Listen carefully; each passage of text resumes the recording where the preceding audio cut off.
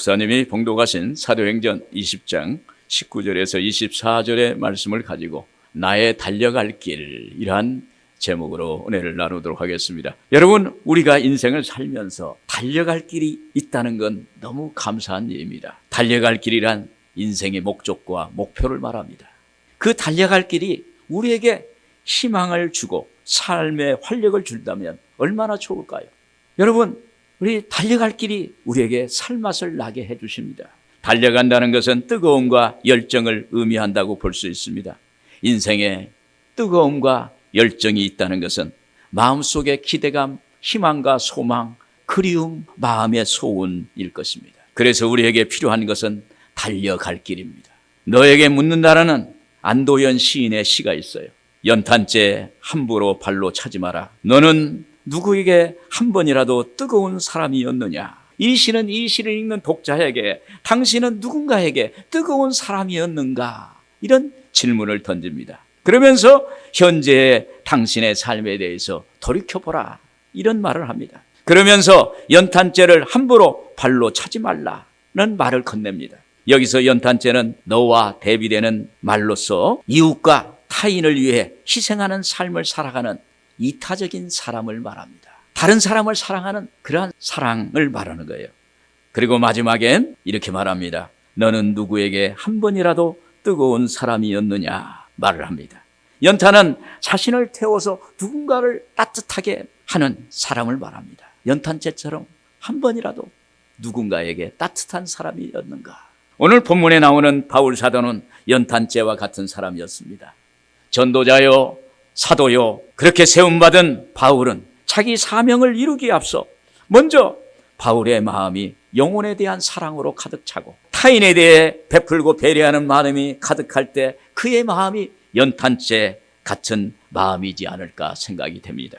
오늘 본문 말씀은 에베소 교회의 부흥을 이끌고 그리고 성령의 나타남의 역사를 이룬 바울 사도가 거기에 머물지 않고 자기에게 주어진 삶의 마지막 시간까지도 하나님의 영광과 그리고 많은 영혼을 구원하기 위해 살겠다는 자기 고백인 것입니다. 여러분, 하나님은 우리 각자에게 달려가야 할 길을 주셨어요. 어떤 분은 직분에 따라서, 어떤 분은 믿음의 분량에 따라서, 어떤 사람은 삶의 그 모습에 따라서 가야 할 길, 달려가야 할 길을 주셨어요. 이 시간에 나의 달려갈 길이란 그 말씀으로 은혜를 나누기를 바랍니다. 나의 달려갈 길은 겸손과 눈물로 달려가는 것입니다. 19절에 곧 모든 겸손과 눈물이며 유대인의 관계로 말미암아 당한 시험을 참고 주를 섬긴 것과 바울 사도는 영혼을 구원하고 교회를 세워가는데 겸손과 눈물로 했다는 거예요. 여러분, 겸손은 자기 부족을 자각하는 것입니다. 겸손은 내가 부족함을 늘 아는 것입니다. 내가 부족하는 것을 알 수 있는 것은 예수님의 멍에를 맬 때 비로소 알 수가 있어요. 마태복음 11장 29절에 나는 마음이 온유하고 겸손하니 나의 멍에를 메고 내게 배우라. 그리하면 너의 마음이 쉼을 얻으리지. 여기서 멍에는 예수님의 그 고난의 십자가를 말합니다. 그 십자가를 걸머지면 비로소 나의 마음에 내가 부족함을 압니다. 아직도 교만하고 아직도 오만하고 남을 업신여기고 남을 시기하고 하나님과 관계없는 그러한 사람이라는 것을 깨닫게 되는 거예요. 십자가를 지면 예수님의 마음이 비로소 나에게 다가옵니다. 예수님의 마음이 이해가 되고 예수님을 알게 됩니다. 그래서 우리는 겸손한 사람이 되는 것입니다. 그 겸손엔 사랑의 에너지가 있어요. 간절함과 뜨거움이 있어요. 겸손한 속에는 누군가를 위해서, 하나님의 영광을 위해서 내가 겸손해지는 거예요. 하나님의 일을 위해서, 하나님의 영광을 위해서 내가 좀 더 낮아지는 거예요. 하나님의 일을 이루기 위해서는 내가 낮아질 때 그것이 이루어질 수가 있기 때문에 좀 더 내가 겸손해지는 것입니다. 제가 90년대에 이스라엘의 성지순례를 간 적이 있습니다. 8박 9일의 일정으로 팀을 인솔하는 인솔자로서 갔습니다. 그때 갈보리 언덕을 올라가는 일정이 있었는데 가이드가 목사님이셨어요. 그 목사님이 저희들에게 한 30명이었어요. 오늘은 갈보리 언덕, 십자가 예수님이 지구한 그 골고다 언덕을 올라가야 합니다. 나무로 만든 그 십자가를 치고 가라. 그래서 제가 인솔자니까 우리 팀원들에게 집사님, 남자 집사님이 있어서 집사님이 십자가를 좀 지었으면 어떻겠을까요? 그랬더니 저는 믿음이 없어서 못 집니다. 또 안수 집사님에게 십자가를 좀 졌으면 어떨까요? 저는 몸이 아파서 못 집니다. 권사님에게도 장로님에게도 십자가 설레설레 뒤로 물러가요. 그러면서 저를 보는 거예요. 제가 그때 목사였거든요. 목사님이 졌으면 좋겠다. 그런 마음이 있어요. 그래서 제가 그날 졸지에 십자가를 쳤어요. 십자가를 치면서 오늘 나는 죽었구나. 저 무거운 십자가를 지고 골고다 언덕을 걸어가는데 그 골고다가 그 길이 좁고 협착하고 높아요. 그걸 메고 올라가야 하니까 너무 힘든 거예요. 그래서 오늘 나는 죽었구나. 그러면서 예수님의 그 십자가를 생각하고 그 십자가를 질 때 그 순간에 제 마음속에 예수님이 마음이 들어왔어요. 그리고 그 십자가가 너무 가벼웠어요. 넉넉히 그 십자가를 지고 갈보리 언덕을 걸어갈 수 있었던 것을 제가 경험했습니다. 여러분, 오늘 예수님의 십자가 치면요, 그 십자가가 우리가 보기에는 힘들고 고난스럽고 정말로 어렵고 그렇지만 그 십자가를 내가 지는 그 순간 예수님의 마음이 훅 들어오고 거기에서 내 마음이 편함을 느끼고 온유해지고 주님의 사람이 되는 것입니다. 오늘 여러분, 그러한 마음을 갖기를 주의 이름으로 축원을 드립니다. 십자가, 나에게 주어진 십자가 질 때 주님이 위로해 주세요. 주님이 안아주세요. 주님이 내 마음을 치료해 주세요. 주님이 나와 함께 하시는 역사를 행해 주십니다. 바울도 겸손을 이렇게 배웠다고 합니다. 빌립보서 4장 12절에 보면 나는 비천에 처할 줄도 알고 풍부에 처할 줄도 알아 일체의 비결을 배웠노라. 내게 능력 주시는 자 안에서 내가 모든 것을 할 수 있느니라. 바울은 이렇게 역경과 비천한 고난의 십자가를 지었더니 비로소 하나님의 은혜로 겸손을 배웠다고 말합니다. 그 결과 하나님의 능력이 동반되어서 은혜로 하나님의 역사가 나타났다고 고백하는 것입니다. 또 바울은 눈물로 당한 시험을 참고 주를 섬겼습니다. 여러분, 눈물은 그 사람의 마음입니다. 눈물의 의미는 하나님이 인간에게 주신 최고의 선물이요 신비입니다. 눈물은 호소 중에 최고의 호소입니다. 눈물은 고통 중에 최고의 눈물입니다. 눈물은 기쁨 중에 최고의 기쁨입니다. 우리가 눈물을 흘리고 나면 마음이 후련해지면서 새로운 세계가 보입니다. 이전에 보지 못했던 것이 눈에 보이게 돼요. 눈물 안에는 하나님을 향한 뜨거운 마음이 있어요. 그래서 눈물에는 에너지가 있어요. 그래서 눈물을 뜨거운 눈물이라고 이렇게 말을 합니다. 오늘 시 한 편을 더 읽어드리겠습니다. 내가 사랑하는 사람이라는 시, 도종환 시인의 시입니다. 나는 눈물이 없는 사람을 사랑하지 않는다. 나는 눈물을 사랑하지 않는 사람을 사랑하지 않는다. 나는 한 방울 눈물이 된 사람을 사랑한다. 사랑도 눈물이 없으면 사랑이 어디 있는가? 나무 그늘 아래 앉아 다른 사람의 눈물을 닦아주는 사람의 모습은 그 얼마나 고요한 아름다움인가. 여러분, 눈물 없는 사람, 눈물 없는 사랑, 눈물 없는 그 삶은 아무 의미가 없습니다. 눈물 한 방울의 의미를 아는 사람, 그 사람은 하나님이 함께 하세요. 그 안에 뜨거움이 있습니다. 오늘 여러분, 눈물을 회복하기를 바랍니다. 눈물이 있을 때 그때 내 마음이 여려지고 가벼워지고 내 마음이 부드러워지고 주님을 닮는 역사가 나타나게 되는 것입니다. 남유다의 히스기야 왕이 죽게 되었을 때 얼굴을 벽으로 향하고 야훼께 눈물로 기도했습니다. 이사야서 38장 3절에 야훼여 구하오니 내가 주 앞에서 진실과 전심으로 행하며 주의 목전에서 선하게 행한 것을 기억하옵소서 하고 히스기야가 심히 통곡하니 하나님 앞에 벽을 향해서 누워서 벽을 향해서 눈물을 흘립니다. 하나님, 내가 그동안 하나님을 위해서 진심과 전심으로 행한 것을 기억해달라고 눈물이 베개를 적십니다. 그때 하나님이 그의 기도를 들으시고 이렇게 말합니다. 내가 내 기도를 들었고 내 눈물을 보았노라. 내가 내 수한 내 생명을 10원을 더하고 그리고 내 나라를 앗수르로부터 보호해 주겠다, 보존해 주겠다는 말씀을 들은 것입니다. 여러분, 하나님은 그 기도한 눈물을 보셨어요. 오늘 여러분, 우리가 하나님 앞에 기도하면서 눈물 뿌리고 하나님 앞에 나의 애통함을 주님 앞에 눈물로 보이면 하나님은 눈물을 보세요. 하나님이 마음의 문을 여세요. 하나님이 우리를 향해서 우리와 함께 하시는 역사가 나타나게 되는 것입니다. 여러분, 대개 우리의 겸손함도 눈물도 다른 사람에게는 잘 안 보입니다. 여러분, 우리가 눈물을 흘릴 때 다른 사람 보이게 눈물을 흘립니까? 하나님은 그런데 다 보신다는 거예요.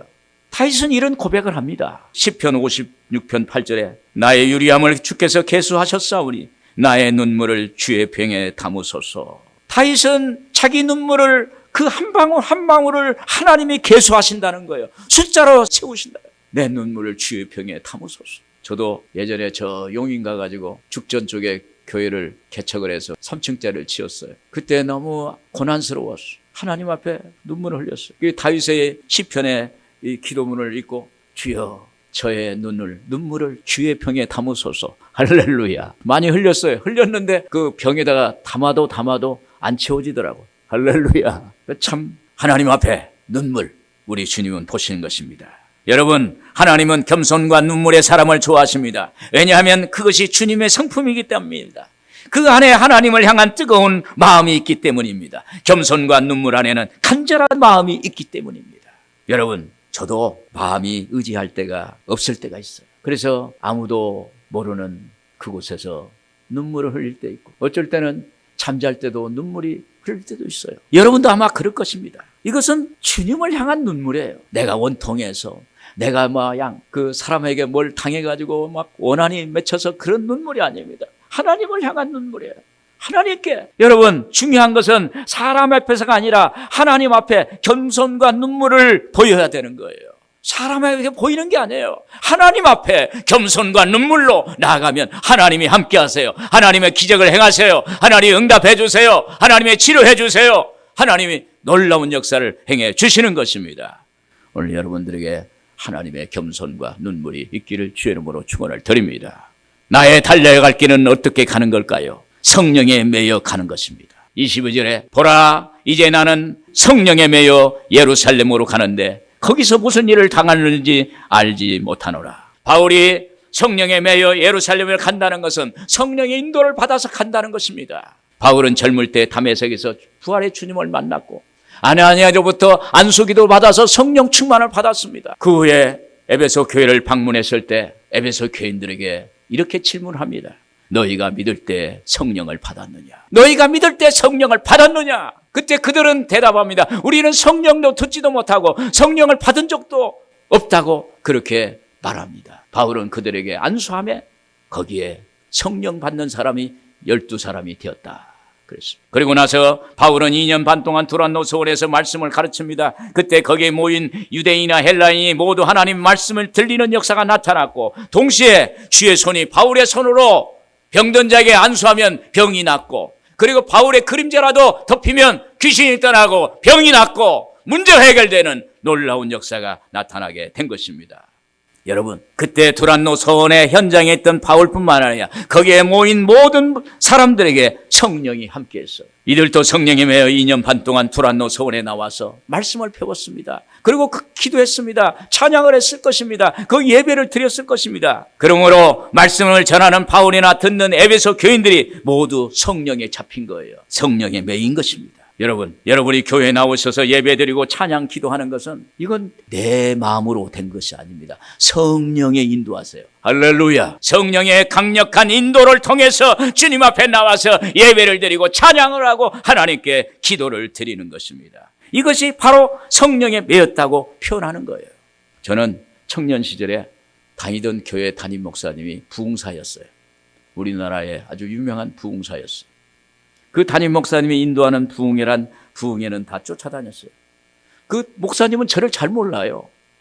그 제가 학생 때였는데 그냥 군대 갔다 와서 복학을 해가지고 예수를 믿었어요. 77년 1월 달에 첫 주부터 믿었어요. 그래서 지금까지 믿었는데 그때 성령 충만 받았어요. 지금 생각해보면 성령의 제 발걸음을 인도하신 것입니다. 그때 저는 성결교회를 다녔는데 그 교회에서 그 목사님의 그 주례로 결혼식도 하고 그리고 목사님의 사랑을 많이 받았습니다. 그러다가 조용기 목사님을 만나가지고 내가 성령에 매여서 성령을 따라서 성령이 인도해서 이렇게 가니까 조용기 목사님을 만났어요. 세계적인 목사님을 만나서 또 그분은 또 비서실장도 하고 이 노년에 돌아가시기 직전에도 또 모실 수 있는 하나님의 그 은혜를 받았습니다. 성령에 매여서 가니까 제 생에 좋은 일이 일어났습니다. 지금 생각해보면 제가 성령에 매여 교회 생활을 잘하게 되었고 신앙적으로 많이 성장하고 성숙할 수가 있었습니다.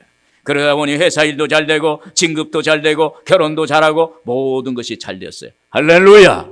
오늘 여러분 성령에 매여 사세요. 성령 충만하세요. 성령 인도를 받으세요. 그러면 하나님이 놀랍게 역사하세요.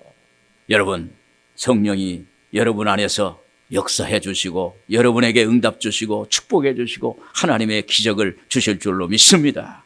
저는 고등학교 때 저 선생님, 담임 선생님이 수학 선생님이 있어요. 이 수학 선생님이 저를 굉장히 이뻐하세요. 그래서 수학을 좋아하게 되더라고요. 잘하게 됐어요. 그래서 이 담임 선생님 한 번만 이렇게 잘 만나도 그분이 나를 아껴주기만 해도 나를 사랑의 눈빛만 주어도 이 수학을 잘하게 되고 이렇게 공부가 이렇게 잘하게 되는 그런 역사가 나타나더라고요. 그런데 하물며 우리가 예수 그리스도를 만나서 주님의 사랑을 받으면 오늘 우리는 주님을 잘 믿게 될 수 있는 것입니다. 주님의 사랑을 체험하는 놀라운 역사가 여러분들에게 있기를 주의 이름으로 축원을 드립니다. 요즘 세상은 우리를 유혹하는 것들이 많습니다. TV, 유튜브를 보면은 트론 열풍이 일어나서 방송국마다 많은 경영인이 있어요. 또 여기저기 여행하면서 맛있는 음식을 찾아다니는 프로도 있고, 그리고 인기인들이 운동하는 예능 프로에 열광하는 사람도 있습니다. 또 좋아하는 가수나 운동선수, 탤런트, 배우를 쫓아다니는 소위 덕후족이라는 그러한 사람도 있어요. 여기에 빠져 있는 사람이 있어요. 그리고 어떤 사람은 또 염려 근심에 늘 빠져 있습니다. 아직 일어나지 않는 일에 대해서도 염려 근심 걱정하는 거예요. 그게 염려 근심이 습관이 되었어요. 이런 사람은 예수를 믿어도 믿음이 들어가지 않은 것입니다. 사랑하는 여러분, 성령에 매이세요.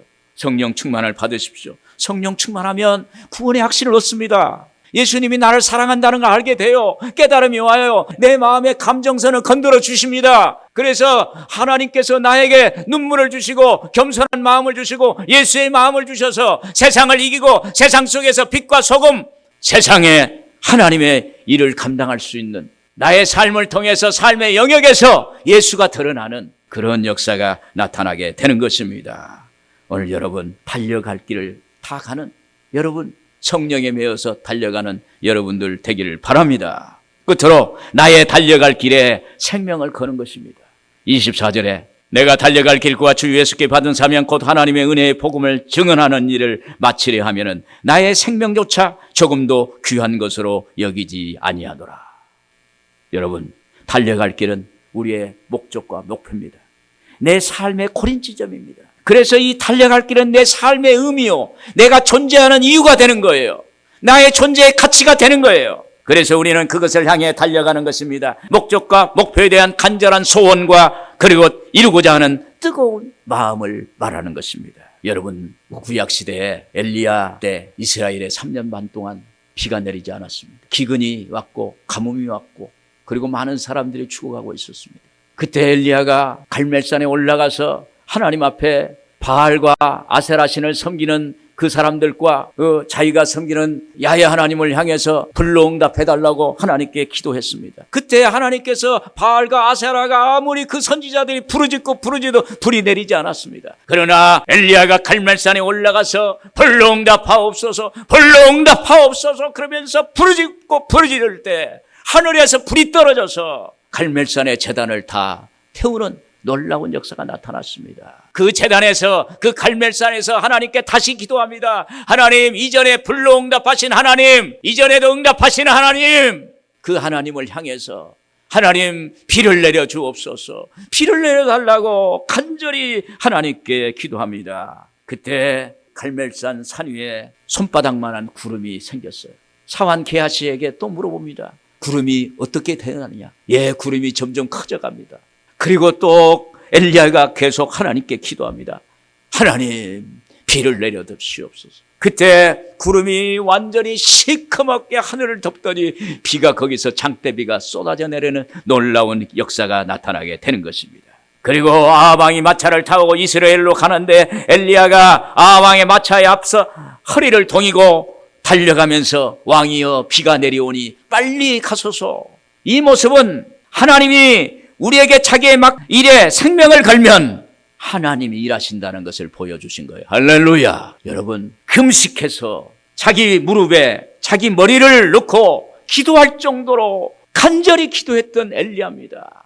그런데 금식한 사람이 허리를 동이고 마차보다도 앞서서 달려가면서 왕이여 비가 오니 빨리 달려가소서, 이런 얘기하는 거예요. 그러면서 계속 엘리야가 그 앞에 달려가는 것입니다. 오늘 여러분, 예수 믿는 사람은 오늘 또 달려가야 되는 거예요. 하나님 앞에 달려가면 될 줄로 믿습니다. 뒤를 돌아보지 말고, 과거에 매이지 말고, 과거에 쓴 기억, 아픈 것들 다 뒤로 물러쳐버리고 예수 이름으로 잘라내고 앞만 보고 달려가야 될 줄로 믿습니다. 여러분, 오늘 우리는 이 시대의 그리스도인입니다. 이 시대의 왕 같은 제사장입니다. 그래서 자기에 맡겨진 일에 최선을 다해야 되는 거예요. 24절 표준 성경에 보면, 그러나 내가 내 달려갈 길을 다 달리고 주 예수에게 받은 사명 곧 하나님의 은혜의 복음을 증언하는 일을 다 하기만 한다면 나는 내 목숨이 조금도 아깝지 않습니다. 자기 목숨이 아깝지 않을 정도로 생명을 거는 것입니다. 오늘 여러분, 자기 일에 생명을 거는 여러분들 되기를 바랍니다. 제가 대학을 사수를 했어요. 제가 보기보다는 끝까지 하는 사람입니다. 그때 안 믿을 때인데 저는 재수하면서 제 책상 위에 이번에 목표로 하는 대학에 못 가면 죽는다, 거기다 써놨어요. 이 대학 못 가면 나는 죽는다. 그런데 시험을 봤는데 떨어졌어요. 죽었을까요? 살았을까요? 살았어요. 그리고 또 삼수를 했어요. 이번에도 또 떨어지면 나는 죽는다. 그 책상 위에 탁 붙여놓고 죽기 살기로 한다, 생명을 건다. 그런데 또 떨어졌어요. 사수를 했어요. 사수를 할 때도 거기다 탁 붙이고, 그리고 합격하고, 그리고 군대를 바로 갔어요. 여러분, 이렇게 생명을 걸고 하는 거예요. 시험 공부하는 것도. 또 제가 고시 공부를 좀 했는데 그때도 생명을 걸었어요. 됐을까요? 안 됐을까요? 그래서 제가 이제 하나님 앞에 생명을 여러 번 절하는 것을 제가 생각을 합니다. 여러분, 제 인생에 생명을 여러 번 걸었어요. 그러한 것이 오늘 또 하나님 앞에 생명을 거는 것입니다. 여러분, 제가 이런 말씀을 드리는 것은 세상 일에도 어린 학생들도 자기 일에 목숨과 생명을 겁니다. 하물며 하나님을 믿는 우리도 하나님이 우리에게 원하시는 일에 생명을 걸어야 되지 않을까, 이렇게 생각이 되는 것입니다. 이것은 열심을 말하는 것입니다. 이것은 마음을 쓰는 것을 말하는 것입니다. 오늘 여러분, 여러분의 마음에 하나님 앞에 소원을 가지고 생명을 거는 그러한 삶이 되기를 바랍니다. 그리고 달려갈 길을 다 가는 것은 믿음을 지키는 것입니다. 디모데후서 4장 7절 보시면은, 나는 선한 싸움을 싸우고 나의 달려갈 길을 마치고 믿음을 지켰으니 이제후로는 나를 위하여 의의 면류관이 예비되었으므로. 여러분, 많은 것을 얻었다 해도 믿음을 지키지 못한다면 그것은 아무 소용이 없어요. 아무리 좋은 것을 가졌다 해도 하나님의 신앙에 맞지 않는다면 그것은 아무 생명이 없는 것입니다. 아무리 생명을 다해 달렸더라도 목표 꼬린 지점에 당도하지 못한다면 아무 소용이 없는 것입니다. 지난주에 제가 설교를 준비했는데 워드를 치면서 잘못해서 원문을 덮어 씌웠어요. 원문이 날아가 버렸어요. 덮어쓰기 한 방에 지금까지 한 것이 헛수고가 돼버렸어요. 그래서 다시 쳤어요. 인생도 이와 같습니다. 마지막 종착지가 잘못되었다면 그것이 허사가 돼요.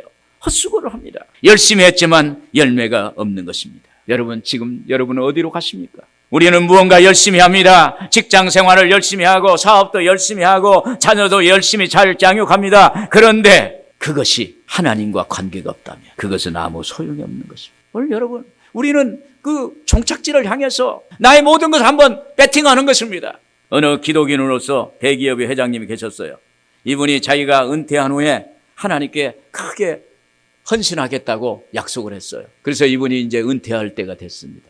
은퇴를 하고 회사의 그 명예회장이 되고 아들이 회장이 됐어요. 그래서 명예회장 아버지가 현재 회장인 아들에게 불러가지고, 애야, 내가 사실은 하나님 앞에 이런 약속을 했는 바가 있다. 내가 크게 하나님께 드리려고 했는데 그 돈을 네가 좀 가져와라. 그러니까 아들이 아버지를 이렇게 빤히 쳐다보면서, 아버지, 돈 없습니다. 그렇게 거절을 하더라는 거예요. 그때 이 회장님은 한탄을 했답니다. 하나님 일을 그때 할 걸. 가슴을 쳤다는 이야기가 있습니다. 여러분, 나의 믿음은 현재적인 믿음입니다. 지금 못하면 내일은 없습니다. 오늘 헌신해야 돼요. 오늘 하나님 앞에 믿음으로 나가야 돼요. 오늘 기도해야 돼요. 오늘 주님 앞에 서야 되는 것입니다. 여러분, 우리는 지금 믿어야 돼요. 지금 하나님의 일을 해야 합니다. 지금 내 옆에 있는 사람이, 내 앞에 있는 사람이 중요한 사람입니다. 지금 이 시간이 중요한 시간입니다. 지금 이 장소가 중요한 것입니다. 고린도후서 6장 2절에 보라 지금은 은혜 받을 만한 때요, 보라 지금은 구원의 날이로다. 지금 구원이 있습니다. 지금 하나님의 역사가 나타납니다. 지금 하나님의 은혜가 임합니다. 나중에는 아무것도 없어요. 지금 하지 못하면 나중도 미래가 없어요. 오늘 달려갈 길을 다 가는 여러분들 되기를 주님의 이름으로 축원을 드립니다.